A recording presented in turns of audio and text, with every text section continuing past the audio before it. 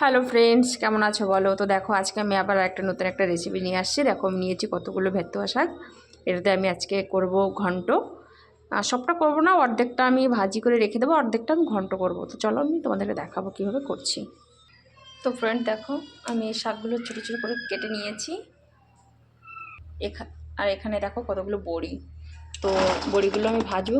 এতটা নেবো না, তোমরা ভেবো না যে এতটা নেবো না। এখান থেকে আমি কিছুটা বড়ি নিয়ে নেবো, ভেজে নেবো। তো দেখো, কড়াই গরম হয়ে গিয়েছে। আমি কটা বড়ি নিয়েছি, বড়ি কটা ভাজবো এখন। হালকা করে ভেজে নেব, খুব বেশি একটা ভাজবো না। তো বড়িগুলো দেখো ভাজা হয়ে গিয়েছে, আমি আর ভাজবো না। আর এটা হচ্ছে আমি কলকাতা থেকে নিয়ে আসছি, এটা হচ্ছে ডালের বড়ি। এমন সময় লাইটটা চলে গিয়েছে, আমার রান্নার রেসিপিটা দেখতে তো ভালো লাগবে না, হয়তো অন্ধকার অন্ধকার লাগছে। হয়তো এইভাবে রান্নাটা সারতে হবে, কি করা যাবে। তো চলো আমি বড়িটা নামিয়ে নিই। তো দেখো, তেলটা গরম হয়ে গিয়েছে। এখানে আমি নিয়ে নিচ্ছি কতগুলো রাঁধুনি। তো রাঁধুনি তো তোমরা কম বেশি সবাই চিনো। তো রাঁধুনিটা আমি এখন দিয়ে দিলাম। আর এখানে দিয়ে দেবো কাঁচা লঙ্কা, হালকা ভেজে নেব আমি।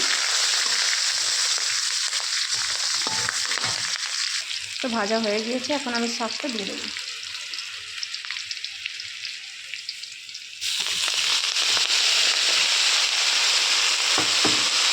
তো দেখো, কড়াই ভর্তি হয়ে গিয়েছে। আমি এখন ভালো করে নেড়ে চেড়ে দেবো।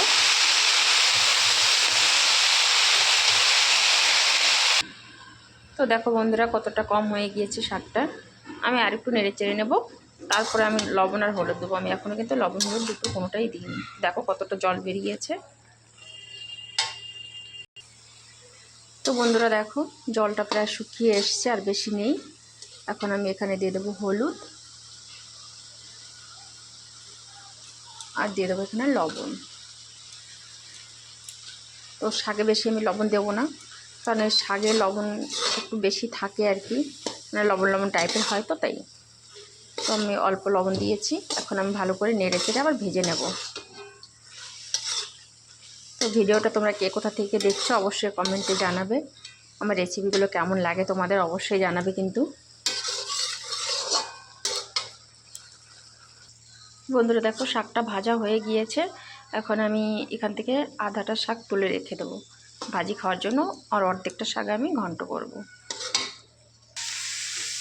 তো শাকটা আমি আর ভাজবো না। এখন আমি যে বড়িগুলো রেখেছিলাম, দেখো এই যে আমি ছোটো ছোটো করে টুকরো করে নিয়েছি।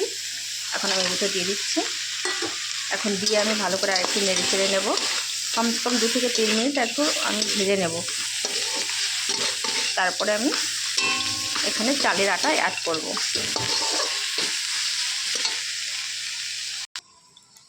তো দেখো, আমি আর ভাজবো না, শাকটা সুন্দর ভাজা হয়ে গেছে। বড়ি দিয়ে আমি যে ভেজে নিয়েছি, এখন আমি এখানে দিয়ে দেবো চালের আটা। তো চলো আমি চালের আটা রেডি করি। তো দেখো, চালের আটা আমি এখানে 3 চামচ নিয়ে নিয়েছি। এই চামচের আমি আগেই পাউডার করে রেখেছিলাম শুকিয়ে। এখানে আমি এখন জল দিয়ে দিচ্ছি।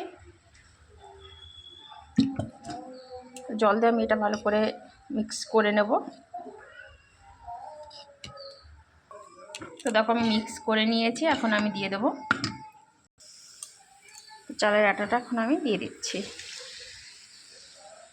দিয়ে আমি ভালো করে নেড়ে চেড়ে নেব।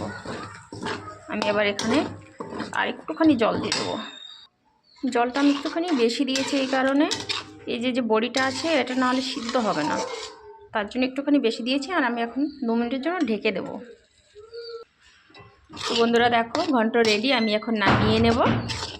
তো আমার মতো শাক খেতে তোমরা কে কে পছন্দ করো অবশ্যই জানাবে।